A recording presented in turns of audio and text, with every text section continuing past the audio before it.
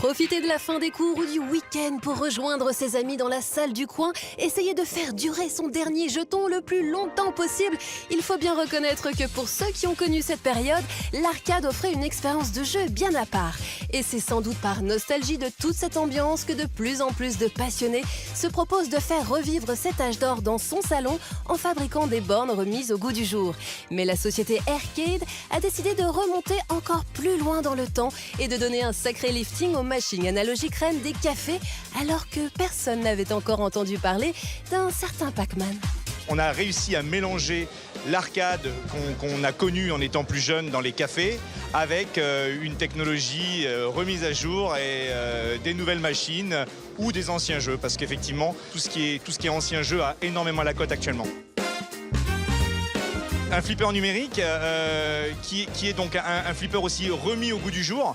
Donc on a plus les flippers mécaniques d'antan avec qui sont énormément panneux, où il fallait avoir un technicien toutes les semaines chez soi.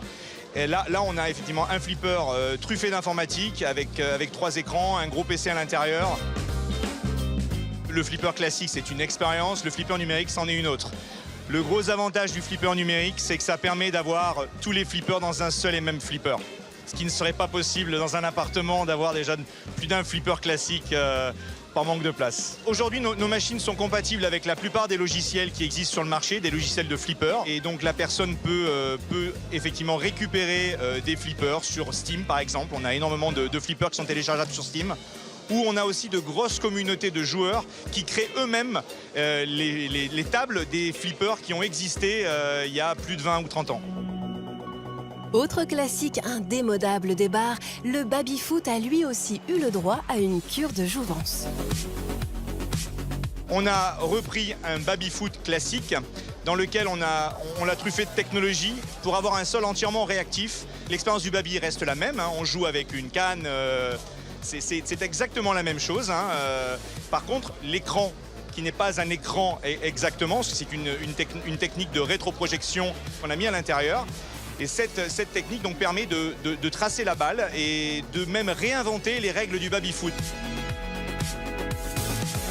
On a d'ailleurs fait une sorte de ballon prisonnier dans ce baby-foot, et on pourrait créer énormément de jeux à partir du moment où le sol est réactif, où on peut ajouter des bonus, des malus, ou changer complètement les règles du baby-foot. On peut faire ce qu'on veut avec un sol réactif.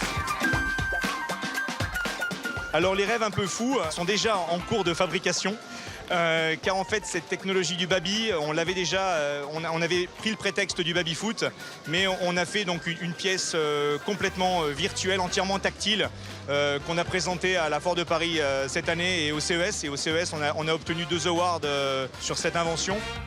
On peut donc imaginer le nombre d'applications, que ce soit éducatif, que ce soit culturel, de jeu ou autre, parce que cette technologie de traçage peut être utilisée sur des écrans à taille géante.